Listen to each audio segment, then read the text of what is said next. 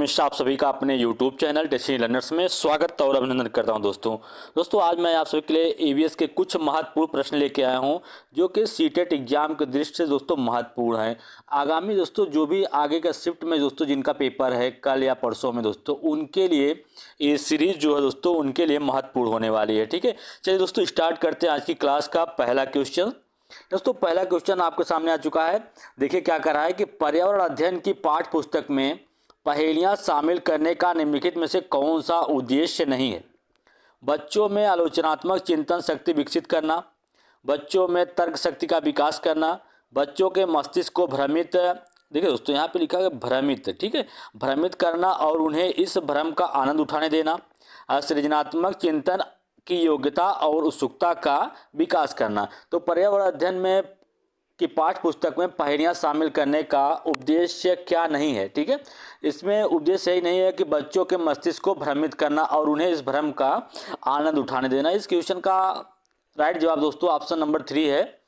जबकि दोस्तों पहेलियां शामिल करने का ये उद्देश्य होता है कि बच्चों में तर्क शक्ति का विकास हो सके दोस्तों, और उसमें सृजनात्मक चिंतन की योग्यता और उत्सुकता का भी विकास हो सके। ठीक है, चलिए आगे चलते हैं क्वेश्चन नंबर नेक्स्ट पे।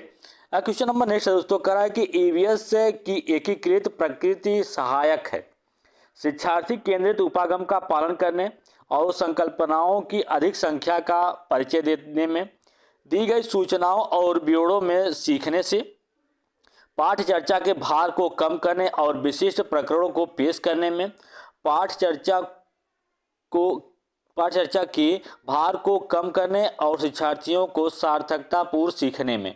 तो इस क्वेश्चन दोस्तों राइट जवाब क्या है? ऑप्शन नंबर 3 है कि पाठ चर्चा के भार को कम करने और विशिष्ट प्रकरणों को आप पेश करने में सहायक है। चलिए आगे चलते हैं क्वेश्चन नंबर नेक्स्ट पे। क्वेश्चन नंबर नेक्स्ट है दोस्तों करा है कि इकरा, कोई नाम है दोस्तों, इकरा अपने विद्यार्थियों को ईवीएस में समाचार पत्रों और एक पत्रिकाओं को पढ़ने के लिए क्यों प्रोत्साहित करती है?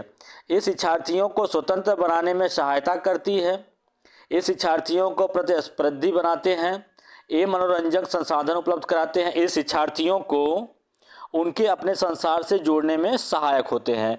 तो इस क्वेश्चन का दोस्तों राइट जवाब क्या है कि ऑप्शन नंबर 2 है।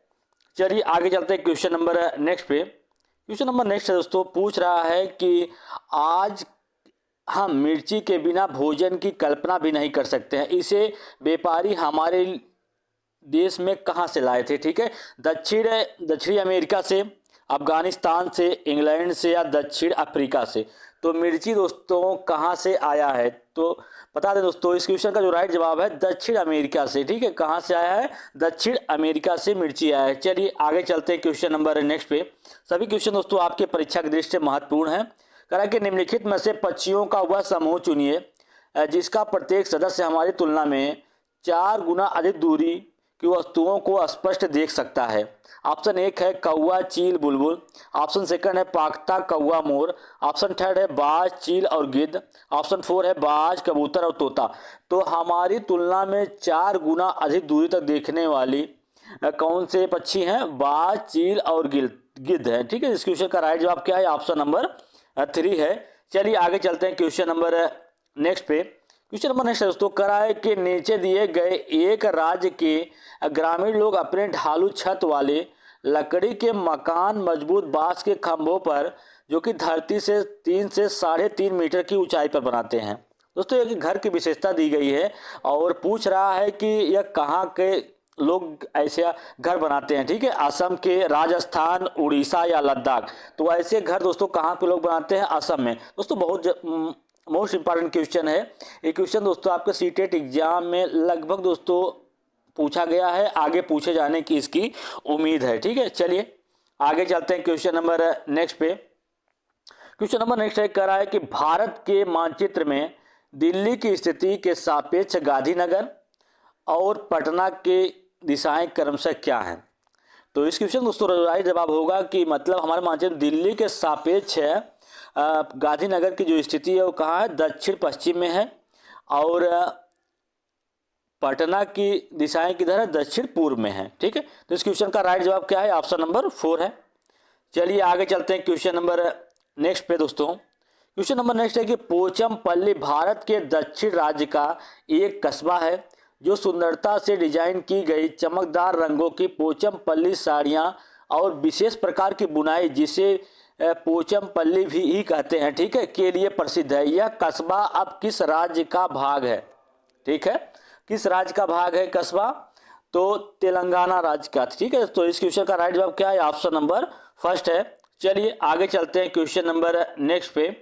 क्वेश्चन नंबर नेक्स्ट है, कह रहा है कि निम्नलिखित में से खाद्य पदार्थों के उस समूह को चुनिए जिसके प्रत्येक सदस्य में लौह तत्व प्रचुर मात्रा में पाया जाता है। ऑप्शन एक है आंवला, बंद गोभी और टमाटर। ऑप्शन सेकंड है बंद गोभी, आंवला और पालक। ऑप्शन थर्ड है गुड़, आंवला और टमाटर। ऑप्शन फोर है आंवला, पालक और गुड़। तो इस क्वेश्चन को दोस्तों जो राइट जवाब है कि आंवला और पालक गुड़ में लौह तत्व जो होते हैं प्रचुर मात्रा में पाए जाते हैं। तो इस क्वेश्चन का राइट जवाब क्या है? ऑप्शन नंबर फोर है। चलिए दोस्तों क्वेश्चन नंबर नेक्स्ट पे चलते हैं। क्वेश्चन नंबर नेक्स्ट क्या क्या कर रहा है देखिएगा। कह रहा है कि निम्नलिखित में से कौन सा एनसीएफ 2005 के अनुसार ईवीएस पाठ्य पुस्तक में सुझाए गए 6 विषयों में से एक है। दोस्तों थीम से रिलेटेड प्रश्न आ गया। देखिए थीम से रिलेटेड प्रश्न आपके एग्जाम में अक्सर पूछा जा रहा है, ठीक है। थीम से थीम तो पता है दोस्तों, पर्यावरण में कितनी थीम होती हैं? 6 थीम होती हैं। और पहला जो परिवार और मित्र है दोस्तों, उसमें 4 उप थीम हैं। तो इसमें पूछ रहा है कि निम्न सुझाए गए 6 थीमों में से कौन सा एक है? चीज़ें जो हम बनाते हैं और करते हैं, ऑप्शन एक है। ऑप्शन सेकंड है चीज़ें कैसे काम करती हैं। ऑप्शन थर्ड है पदार्थ। ऑप्शन फोर है प्राकृतिक संसाधन। तो दोस्तों आपको बता दें कि मुख्य थीमों में क्या है? चीज़ें जो हम बनाते और करते हैं, यही राइट जवाब है। चलिए आगे चलते हैं क्वेश्चन नंबर नेक्स्ट पे। क्वेश्चन नंबर नेक्स्ट है, कह रहा है कि पर्यावरण अध्ययन की पाठ्य पुस्तकों में विभिन्न प्रकरणों में एक खंड करके देखो को शामिल किया गया है, जिसका उद्देश्य क्या है? घर में शिक्षार्थियों को व्यस्त रखना। ऑप्शन सेकंड है प्रत्यक्ष हस्तपरक अनुभव उपलब्ध कराना। परीक्षा में निष्पादन को सुधारना। ऑप्शन फोर है वैज्ञानिक शब्दावली की परिभाषाएं सिखाना। तो इस क्वेश्चन का जो राइट जवाब दोस्तों कि करके देखो मतलब बच्चों के लिए प्रत्यक्ष हस्तपरक अनुभव उपलब्ध कराना, ठीक है। तो इस क्वेश्चन का राइट जवाब ऑप्शन नंबर सेकंड है। चलिए आगे चलते हैं क्वेश्चन नंबर नेक्स्ट पे। क्वेश्चन नंबर नेक्स्ट है दोस्तों, कांसे के बारे में सही कथन का चुनाव करना है। यहाँ पे कांसे के बारे में 3 कथन दिए गए हैं और आपको चुन के बताना है कि कौन सा कथन इसमें से सही है, ठीक है। तो कांसे लोहे और चांदी की स्वर्ण की भांति एक तत्व है। कांसे को तांबा तथा टिन से पिघलाकर तैयार किया जाता है। कांसा अत्यंत मजबूत होता है और इससे तोप तथा मूर्ति बनाई जाती हैं। कांसे के बर्तन एल्युमिनियम के बर्तनों की तुलना में हल्के और अधिक मजबूत होते हैं। तो कांसे के बारे में इसमें से सही कथन ये है दोस्तों कि कांसा जो होता है तांबा और टिन से मिलके बनता है और कांसा इतना मजबूत होता है कि इसकी सहायता से मूर्तियां बनाई जाती हैं। तो आपका जो राइट जवाब है दोस्तों, जो कथन है बी और सी दोनों कथन सही हैं। तो ऑप्शन नंबर सेकंड इस क्वेश्चन का राइट जवाब है। चलिए आगे चलते हैं क्वेश्चन नंबर नेक्स्ट पे। कह रहा है कि रजत ने अपने मित्र से कहा, मैं नहीं खेल सकता क्योंकि मुझे बुखार है और मैं कपकपी, बुखार, सिरदर्द और अंत में पसीना आने के चक्र से गुजरता हूँ। रक्त की जांच के बाद डॉक्टर ने मुझे एक कड़वी दवाई दी है। रजत किस रोग से पीड़ित हो सकता है? मलेरिया, मियादी बुखार, अतिसार या हैजा। दोस्तों आपको बता दें कि जब बुखार हो और कपकपी भी आए और सिर दर्द हो और अंत में पसीना भी हो रहा हो तो ठीक है, तो किस बीमारी का लक्षण है? मलेरिया का लक्षण है। तो इस क्वेश्चन का राइट जवाब क्या है? ऑप्शन नंबर फर्स्ट है। चलिए आगे चलते हैं क्वेश्चन नंबर नेक्स्ट पे। क्वेश्चन नंबर नेक्स्ट है दोस्तों, कह रहा है कि हाथियों के झुंड के बारे में सही कथनों को चुनिए। इसमें से कौन सा कथन हाथी के झुंड के बारे में सही है, ठीक है। तो क्या करा कि हाथियों के झुंड में केवल हथिनी और 14 से 15 वर्ष के बच्चे ही रहते हैं। और दूसरा कथन है हाथियों के एक झुंड में किसी एक ही परिवार के सदस्य होते हैं। झुंड के सबसे बुजुर्ग हथिनी पूरे झुंड की नेता होती है। एक झुंड में हथिनी और बच्चों की संख्या कितनी भी हो सकती है? तो इस क्वेश्चन का दोस्तों राइट जवाब क्या है? ऑप्शन नंबर 3 है, क्योंकि ए और सी कथन ही राइट है, बाकी सभी ए और सी कथन राइट है। ठीक है, हथनी के झुंड में केवल 14 से 15 वर्ष के बच्चे होते हैं और हथनी होती है, और इसके अलावा जो बुजुर्ग हथनी होती है वह पूरे झुंड का नेतृत्व करती है। चलिए आगे चलते हैं। क्वेश्चन नंबर नेक्स्ट है दोस्तों, कह रहा है कि यदि आप रेलगाड़ी द्वारा अहमदाबाद जाएं तो आपको रेलवे स्टेशन पर अधिकतर बेचने वाले खाने की कौन सी चीजें बेचते हुए मिलेंगी। ऑप्शन एक है पूरी, साग तथा ठंडा दूध। ऑप्शन सेकंड है ढोकला, चटनी, नींबू वाले चावल। ऑप्शन थर्ड है छोले भटूरे तथा लस्सी। ऑप्शन फोर है इडली चटनी तथा बड़ा चटनी। तो इस क्वेश्चन का जो राइट जवाब दोस्तों कि आपको रेलवे स्टेशन अहमदाबाद जाएं तो आपको रेलवे स्टेशन पर अधिकतर बेचने वाली खाने की वाली कौन सी चीज मिलेगी, तो ढोकला, चटनी और नींबू वाले चावल। तो इस क्वेश्चन का राइट जवाब ऑप्शन नंबर सेकंड है। चलिए आगे चलते हैं क्वेश्चन नंबर नेक्स्ट पे। क्वेश्चन नंबर नेक्स्ट है दोस्तों, करा कि पक्षी अपने गर्दन बहुत अधिक हिलाते हैं, इसका कारण क्या है। उनके कान पंखों से ढके होते हैं। ऑप्शन सेकंड है उड़ नहीं सकते। ऑप्शन थर्ड है पक्षियों की आंखों की पुतली घूम नहीं सकती। पक्षियों की आंखें छोटी होती हैं। तो पक्षियों की आंखें की जो पुतली होती है दोस्तों घूम नहीं सकती, इसी कारण पक्षी किसी चीज को देखने के लिए अपनी मुंडी को आगे पीछे करते हैं, हिलाते हैं। इस क्वेश्चन का राइट जवाब ऑप्शन नंबर 3 है। चलिए आगे चलते हैं क्वेश्चन नंबर नेक्स्ट पे। क्वेश्चन नंबर नेक्स्ट है दोस्तों कि राष्ट्रीय पाठ्य चर्चा की रूपरेखा 2005 प्राथमिक स्तर पर पर्यावरण अध्ययन शिक्षण का प्रमुख उद्देश्य क्या होता है। स्वतंत्र रूप से प्रयोग करने को कुशलता अर्जित करना।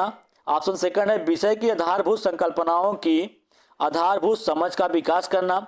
विषय के आधारभूत सिद्धांतों को स्मरण करना। दोस्तों जहां पे याद करने की बात आ जाए वो तुरंत ऑप्शन आप गलत काट दीजिए। ठीक है, कच्चे अधिगम को विद्यालय के बाहर के जीवन के साथ जोड़ना। तो इस क्वेश्चन का जो राइट जवाब दोस्तों ऑप्शन नंबर 4 है, क्योंकि एनसीएफ 2005 कहता है कि कक्षा के अधिगम को विद्यालय के बाहर के जीवन के साथ है जोड़ना। ठीक है, चलिए आगे चलते हैं क्वेश्चन नंबर नेक्स्ट पे। क्वेश्चन नंबर नेक्स्ट है कि एनसीईआरटी के पाठ्यपुस्तकों में पर्यावरण अध्ययन को उच्च प्राथमिकता और स्थान दिया गया है। अधिक संख्या में अभ्यास प्रश्नों को शामिल करने के लिए, विषय की आधारभूत संकल्पनाओं की व्याख्या करने के लिए, चिंतन और विस्मय के लिए शिक्षार्थियों को अवसर उपलब्ध कराने के लिए, या तकनीकी शब्दावली की सटीक परिभाषाएं उपलब्ध कराने के लिए। दोस्तों आपको मैंने बताया है कि जहां पे आपको जिस ऑप्शन में अवसर की बात कही जाए वो आपका राइट जवाब होता है। ठीक है, तो इस क्वेश्चन का राइट जवाब क्या होगा, ऑप्शन नंबर 3 होगा। चलिए आगे चलते हैं क्वेश्चन नंबर नेक्स्ट पे। क्वेश्चन नंबर नेक्स्ट है कि पर्यावरण अध्ययन की पाठ्य पुस्तकों में कविताओं और कहानियों को शामिल करने का निम्नलिखित में से कौन सा उद्देश्य नहीं है। शिक्षार्थियों में कल्पनाशीलता और सृजनात्मकता का योग्यता को बढ़ावा देना। ऑप्शन सेकंड है विषय में रुचि का विकास करना। ऑप्शन थर्ड है नित्य और एकरस विषय वस्तु में बदलाव करना। शिक्षार्थियों को आनंद और मजा उपलब्ध कराना। तो इस क्वेश्चन का दोस्तों जो राइट जवाब है ऑप्शन नंबर 4 है, क्योंकि कहानियां शामिल करने का उद्देश्य होता है कि बच्चे की कल्पना शक्ति और सृजनात्मक योग्यता में वृद्धि करना और विषय में रुचि को बढ़ाना, ताकि विषय को बच्चा आसानी से समझ सके। ठीक है, और उसका उस विषय के प्रति लगाव हो। चलिए आगे चलते हैं क्वेश्चन नंबर नेक्स्ट पे। क्वेश्चन नंबर नेक्स्ट है दोस्तों, कह रहा है कि मनुष्य के शरीर की सबसे बड़ी ग्रंथि कौन सी है। ऑप्शन एक है अधिवृक्क ग्रंथि। ऑप्शन सेकंड अग्न्याशय। ऑप्शन थर्ड है पीयूष ग्रंथि। ऑप्शन 4 है यकृत। तो मानव शरीर की जो सबसे बड़ी ग्रंथि होती है वो क्या होती है, यकृत होती है। ठीक है दोस्तों, तो इस क्वेश्चन का राइट जवाब क्या है, ऑप्शन नंबर 4 है। चलिए आगे चलते हैं क्वेश्चन नंबर नेक्स्ट पे। क्वेश्चन नंबर नेक्स्ट है कि केचुआ किसान का मित्र माना जाता है, निम्नलिखित में से उसके लिए सही कथन चुनिए।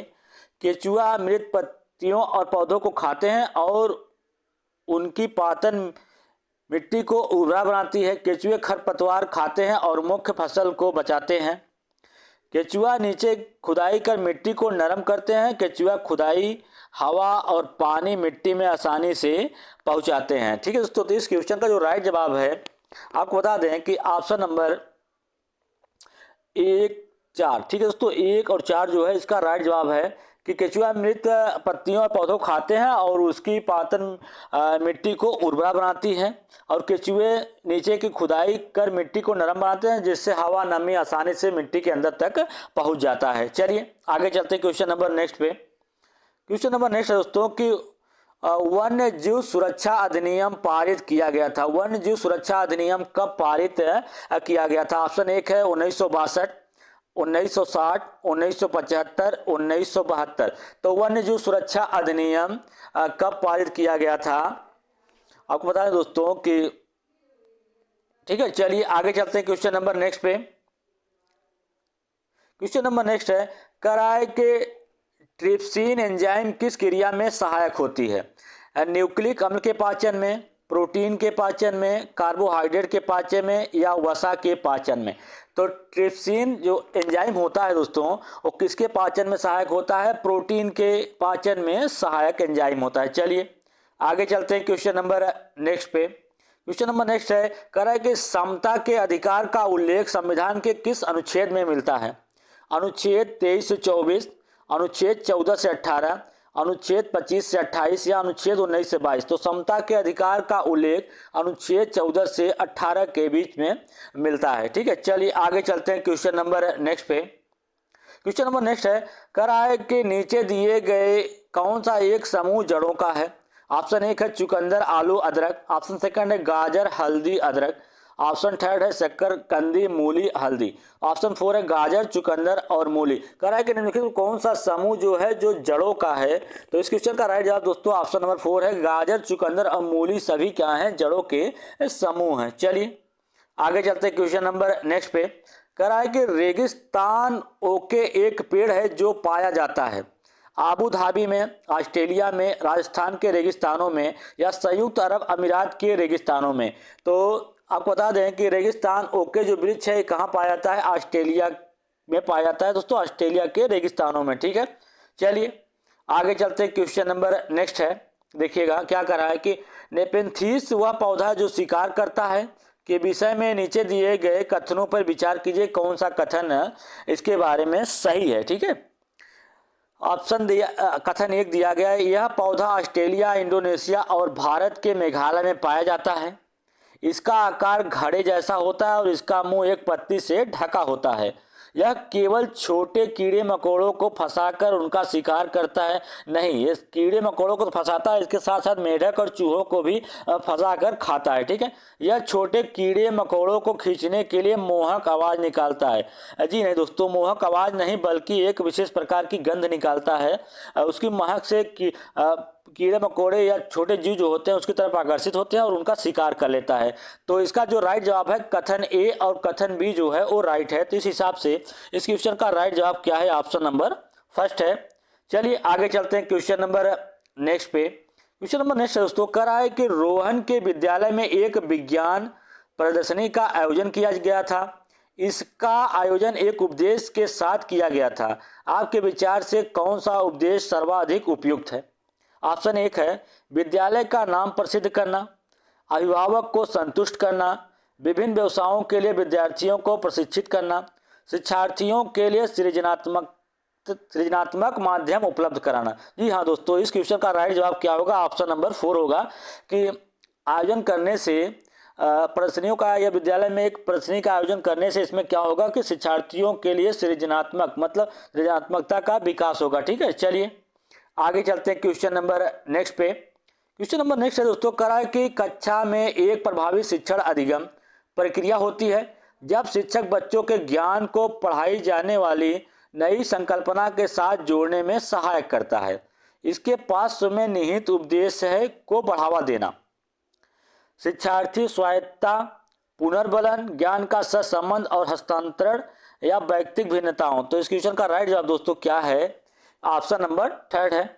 चलिए क्वेश्चन नंबर नेक्स्ट पे चलते हैं दोस्तों। क्वेश्चन नंबर नेक्स्ट है कि मधुबनी पेंटिंग। दोस्तों मधुबनी पेंटिंग से क्वेश्चन आपके सीटेट एग्जाम पूछा जा रहा है और पूरी उम्मीद है दोस्तों कि इस बार फिर से आगे की शिफ्ट में क्वेश्चन आपको देखने के लिए मिलेगा। मधुबनी चित्रों को बनाने के लिए चित्रकारों द्वारा उपयोग किए जाने वाले रंग होते हैं सोने चांदी को घोलकर बनाए गए पेस्ट, ऑप्शन सेकंड है पीसे हुए चावल के रंगीन घोल, ऑप्शन थर्ड है विशेष प्रकार से बने पोस्टर रंग, ऑप्शन फोर है अति उत्तम गुणवत्ता के फाइबर पेंट। तो इस क्वेश्चन का राइट जवाब क्या है दोस्तों? ऑप्शन नंबर सेकंड है कि पीसे हुए चावल के रंगीन घोल। चलिए आगे चलते हैं क्वेश्चन नंबर नेक्स्ट पे। क्वेश्चन नंबर नेक्स्ट है दोस्तों, करा कि डिसलेक्सिया मुख्यतः की समस्या के साथ आती है। डिसलेक्सिया दोस्तों एक प्रकार का विकार होता है जो किससे रिलेटेड होता है, बोलने और सुनने से, पढ़ने से, सुनने से या बोलने से। तो दोस्तों आपको बता दें कि डिसलेक्सिया जो होता है वो पढ़ने संबंधित विकार होता है, जिसमें बच्चा किसी चीज़ को स्पष्ट रूप से पढ़ नहीं पाता है, ठीक है, या गलत तरीके से पढ़ता है। चलिए आगे चलते हैं क्वेश्चन नंबर नेक्स्ट पे। क्वेश्चन नंबर नेक्स्ट है दोस्तों कि कह रहा है कि सीमा प्रत्येक पाठ को रटकर तुरंत सीख लेती है, जबकि लीना चर्चा एवं ब्रेनस्टॉर्मिंग के बाद प्रत्येक पाठ को समझती है। यह एक विकासात्मक सिद्धांत की ओर संकेत करता है, सामान्य से विशिष्ट की ओर, निरंतरता का सिद्धांत, बातचीत का या व्यक्तिगत भिन्नता का। दोस्तों एक सीमा प्रत्येक पाठ को रटकर तुरंत सीख लेती है, जबकि लीना को थोड़ा दिक्कत होती है दोस्तों, प्रत्येक पाठ को थोड़ा चर्चा के माध्यम से सीखती है। क्या है, व्यक्तिगत भिन्नता है, ठीक है। चलिए आगे चलते हैं क्वेश्चन नंबर नेक्स्ट पे। क्वेश्चन नंबर नेक्स्ट है, कह रहा है कि सांपों के संदर्भ में सही कथन का चुनाव करना, इसमें से कौन सा सांपों के बारे में सही कथन है, ठीक है। तो इसमें देख लीजिएगा ऑप्शन क्या दे रखा है। कह रहा है कि हमारे देश में केवल 4 तरह के जहरीले सांप पाए जाते हैं। नाग जहरीले सांपों का एक प्रकार होता है जिसे कोबरा कहते हैं, ठीक है दोस्तों, जो अपना घोंसला भी बनाता है, ठीक है। जहरीले सांपों के 4 खोखले दांत होते हैं। जब सांप किसी व्यक्ति को काटता है तो जहर इन खोखले दांतों से उसके शरीर में चला जाता है। ऑप्शन 4 है सांप के काटे गए दवा सांप के जहर से बनाई जाती है। जी हाँ दोस्तों, आपको बता दें कि इस क्वेश्चन का जो राइट जवाब होगा ऑप्शन नंबर 3 होगा, क्योंकि हमारे देश में केवल 4 प्रकार के सांप पाए जाते हैं, कथन एक सही है। और नाग कोबरा जो होता है जहरीले सांपों का एक प्रकार होता है, ये भी सही है। और सांप के काटे गए दवाई सांप के जहर से ही बनाई जाती है, ठीक है। तो इस हिसाब से इस क्वेश्चन का जो राइट जवाब है ऑप्शन नंबर 3 है। चलिए आगे चलते हैं क्वेश्चन नंबर नेक्स्ट पे। क्वेश्चन नंबर नेक्स्ट है दोस्तों, कह रहा है कि एक पब्लिक स्कूल में प्रत्येक कक्षा में लगभग 2 से 3 बच्चे विशेष आवश्यकता वाले हैं। कुछ बच्चे शारीरिक तथा मानसिक रूप से विकलांग हैं। ये बच्चे अन्य बच्चों के साथ उसी कक्षा में एक साथ पढ़ते हैं। उपरोक्त पब्लिक स्कूल निम्नलिखित में से किसका अनुपालन कर रहा है? समवयस्क शिक्षा का, ऑप्शन सेकंड है प्रतिपूरक अधिगम का, सतत एवं व्यापक मूल्यांकन का, या समावेशी शिक्षा का। दोस्तों ये जो स्कूल है या पब्लिक स्कूल है जिसमें सभी बच्चों का स्वागत है बिना किसी भेदभाव का, चाहे वो शारीरिक या मानसिक रूप से विकलांग ही क्यों ना हो, ऐसा स्कूल समावेशी शिक्षा का अनुपालन कर रहा है। तो इस क्वेश्चन का राइट जवाब ऑप्शन नंबर 4 है। चलिए आगे चलते हैं क्वेश्चन नंबर नेक्स्ट पे। कह रहा है कि बिहार के गांव के बहुत से किसान अतिरिक्त धन कमाने के लिए मधुमक्खी पालन शहद एकत्रित करने का कार्य करते हैं। मधुमक्खी पालन करने का सबसे अच्छा समय क्या है? जुलाई से लेकर सितंबर, ऑप्शन सेकंड है जनवरी से लेकर मार्च, ऑप्शन थर्ड है अक्टूबर से दिसंबर, ऑप्शन 4 है अप्रैल से जून। दोस्तों आपको बता दें कि मधुमक्खी के बारे में क्वेश्चन कभी कभी पूछ लेता है कि मधुमक्खी में जो अंडा देने का काम करती है उसके छत्ते में कौन, तो आपको बता दें दोस्तों रानी मक्खी होती है, एक अंडा देने का काम वही करती है, ठीक है। और श्रमिक मक्खियाँ जो होती हैं सारी जिम्मेदारी उनकी होती है, रस को खोजना कि कहाँ पे रस मिलता है उनको, उसका काम, उसके अलावा छत्ता बनाने का काम सब श्रमिक मक्खियों का होता है। और अंडा देने का काम सिर्फ कौन करता है? रानी मक्खी करती है। और अंडा देने का जो उपयुक्त समय होता है दोस्तों, अक्टूबर से लेकर दिसंबर मंथ का समय जो होता है वो उपयुक्त होता है। इस कारण वही मंथ जो होता है मधुमक्खी पालन के लिए दोस्तों उपयुक्त माना जाता है, ठीक है। तो इस क्वेश्चन का राइट जवाब क्या होगा? ऑप्शन नंबर 3 होगा। चलिए आगे चलते हैं क्वेश्चन नंबर नेक्स्ट पे। क्वेश्चन नंबर नेक्स्ट है दोस्तों, कह रहा है कि निम्नलिखित में से लेह और लद्दाख के मकान की विशेषता चुनिए। अब पेड़ के तनों से बनी लकड़ी की ढालू छतें होती हैं। निचली मंजिल में कोई खिड़की नहीं होती है। पत्थर और मिट्टी चूने से बनी दीवारें होती हैं। ऑप्शन इसका कथन डी क्या दे रखा है कि लकड़ी के फर्श होते हैं। तो इस क्वेश्चन का जो राइट जवाब होगा दोस्तों ए, बी और डी होगा। इसका कथन जो दिया गया है कि पेड़ के तनों से बनी लकड़ी की ढालू छतें होती हैं, इसके अलावा पत्थर, मिट्टी और चूने, ठीक है दोस्तों। क्वेश्चन नंबर 36 का जो राइट जवाब है ऑप्शन नंबर, आपका बता दें कि ऑप्शन नंबर सेकंड है, क्योंकि इसका जो राइट जवाब है कि पेड़ के तनों से बनी लकड़ी की ढालू छतें होती हैं और इसके अलावा निचली मंजिल में कोई खिड़की नहीं होती है, और जो इसकी फर्श होती है किससे होती है, लकड़ी की फर्श बनी होती है। चलिए दोस्तों आगे चलते हैं क्वेश्चन नंबर नेक्स्ट पे। क्वेश्चन नंबर नेक्स्ट है दोस्तों, क्या पूछा देखिएगा। कह रहा कि राष्ट्रीय पाठ चर्चा की रूपरेखा 2000 के अनुसार पर्यावरण अध्ययन को किस कक्षा समूह में स्थान दिया गया है। पहली और दूसरी कक्षा में, छठवीं से लेकर 8वीं कक्षा में, या तीसरी से लेकर 5वीं कक्षा में, या 9वीं से लेकर 10वीं कक्षा में। तो राष्ट्रीय पाठ्यचर्या रूपरेखा 2000 के अनुसार पर्यावरण अध्ययन को किस कक्षा में स्थान दिया गया है, तो तीसरी से लेकर 5वीं कक्षा में।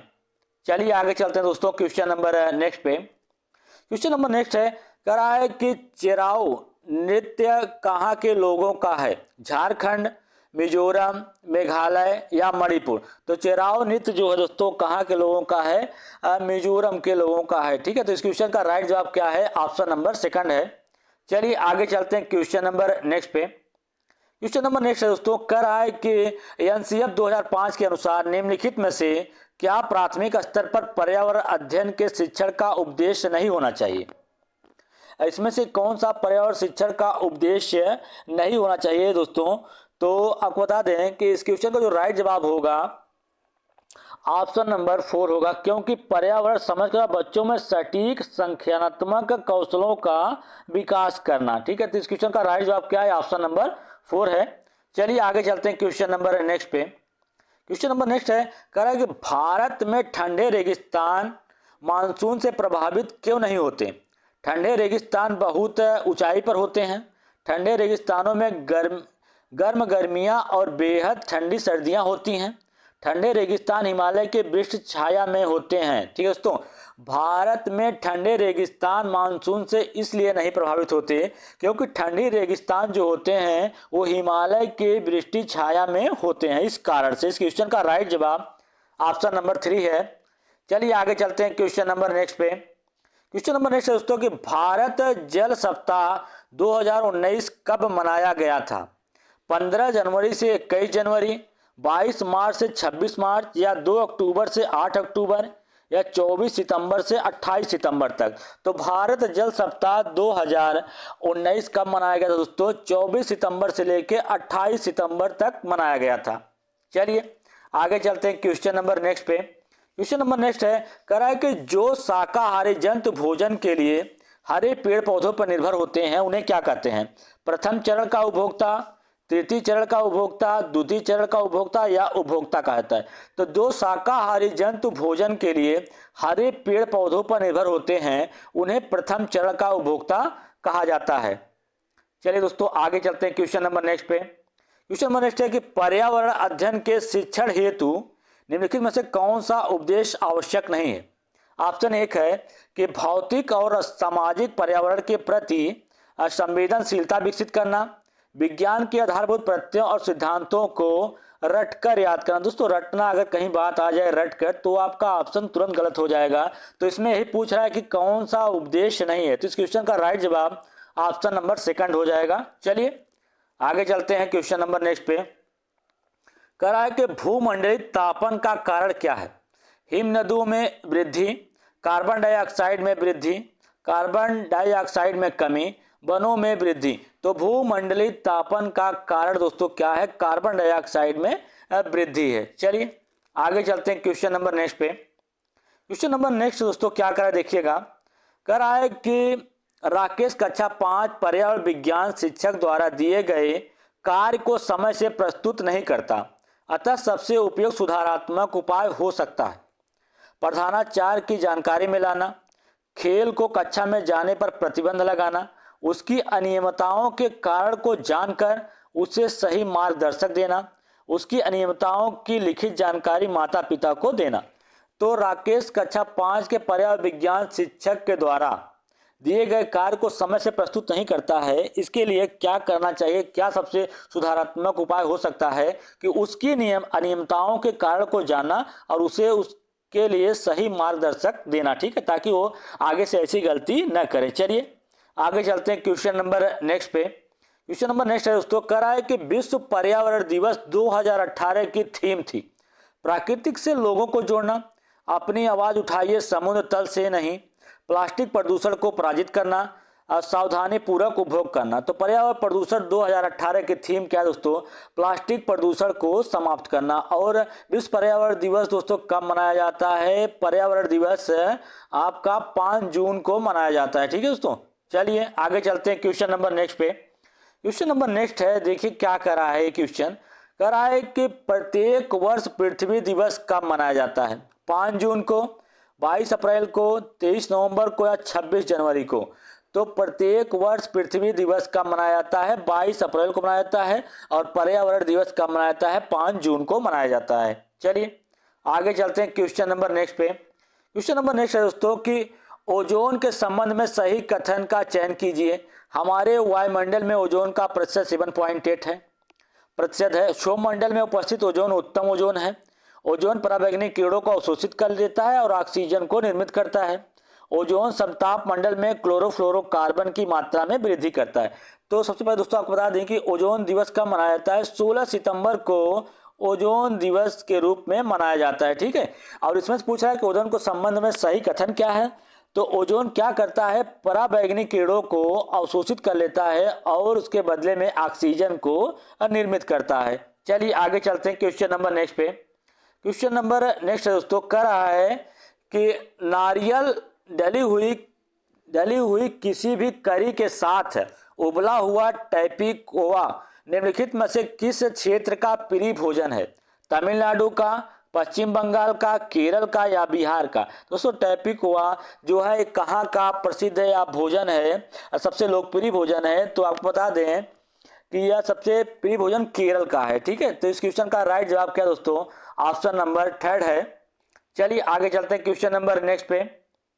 क्वेश्चन नंबर नेक्स्ट है, देखिए क्या पूछा है। क्वेश्चन नंबर नेक्स्ट है, कह रहा है कि पर्यावरण अध्ययन में शिल्प कला और चित्रकला के समूह में करके सीखने पर बल दिया जाता है क्योंकि कथन कथन देखो देखिए दोस्तों, कथन बेस्ड क्वेश्चन आपके एग्जाम में काफी मात्रा में पूछते हैं। तो मेरे द्वारा भी काफी क्वेश्चन ऐसे लिए गए हैं जो कि कथन बेस्ड हैं। ठीक है, तो इसमें पूछ रहा है कि कौन सा कथन सही है?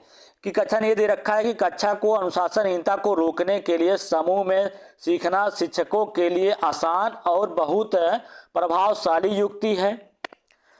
ऑप्शन सेकंड दे रखा है कि कथन सेकंड है कि समूह में सीखना सहपाठी द्वारा सीखने की प्रोत्साहित करता है। कथन सी है कि समूह में सीखना कक्षा में सामाजिक अंतःक्रिया को बेहतर करता है। कथन 4 है या कथन डी है कि समूह में सीखना पर्यावरण अध्ययन के पाठ्यक्रम को समय पर पूरा करने में सहायता करता है। तो इस का राइट जवाब दोस्तों क्या है? कथन आपका बी और सी राइट है। ठीक है, क्या है कि समूह में सीखने से सहपाठी द्वारा सीखने के प्रोत्साहित करता है और समूह में सीखना कक्षा में सामाजिक अंतःक्रिया को क्या करता है? बेहतर बनाता है। तो इस क्वेश्चन का राइट जवाब क्या है? ऑप्शन नंबर सेकंड है। चलिए आगे चलते हैं क्वेश्चन नंबर नेक्स्ट पे।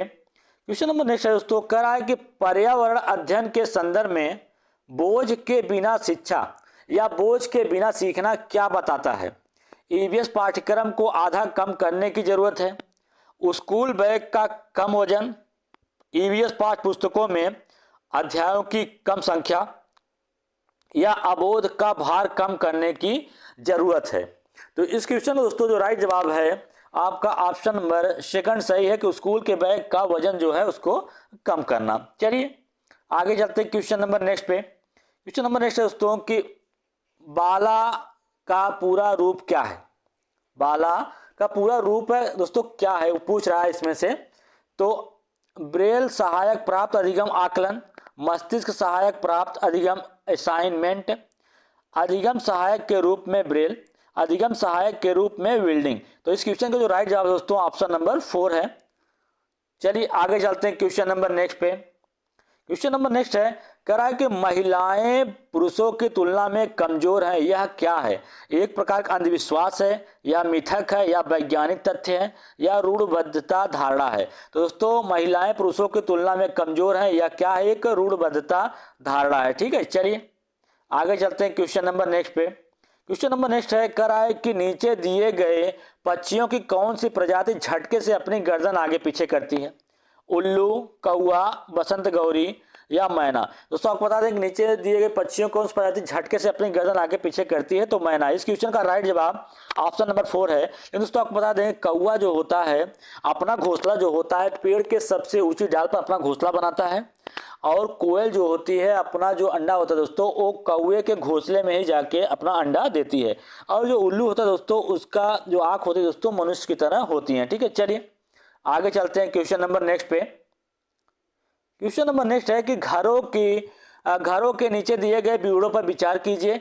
कुछ कथन दिया गया दोस्तों घरों के बारे में, उसमें से कौन सा सही है। ठीक है, चलिए देख लेते हैं कि राजस्थान में गांव के लोग मिट्टी के घरों जिसकी छतें कंक्रीट झाड़ियों की होती हैं में रहते हैं।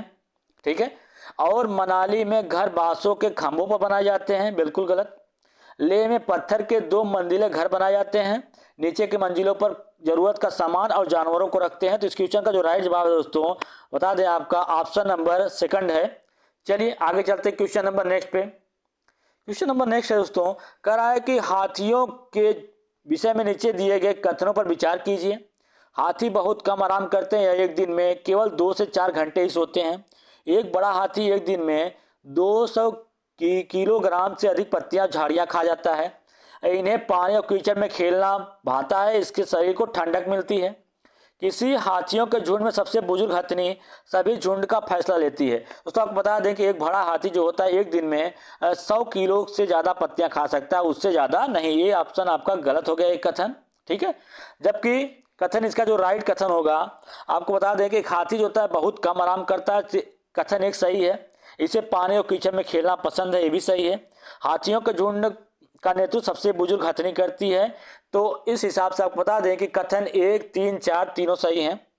तो इस कथन का इस क्वेश्चन का जो राइट जवाब होगा दोस्तों 1, 3 और 4। ठीक है, इस दोस्तों यहाँ पे गलती होगी थोड़ा से। इस क्वेश्चन का राइट जवाब क्या है, ऑप्शन नंबर सी होगा। चलिए आगे चलते हैं क्वेश्चन नंबर नेक्स्ट पे। क्वेश्चन नंबर नेक्स्ट है दोस्तों, कह रहा है कि झूम की खेती में अपनाई जाने वाली पद्धतियों के विषय में नीचे दिए गए कथनों पर विचार कीजिए।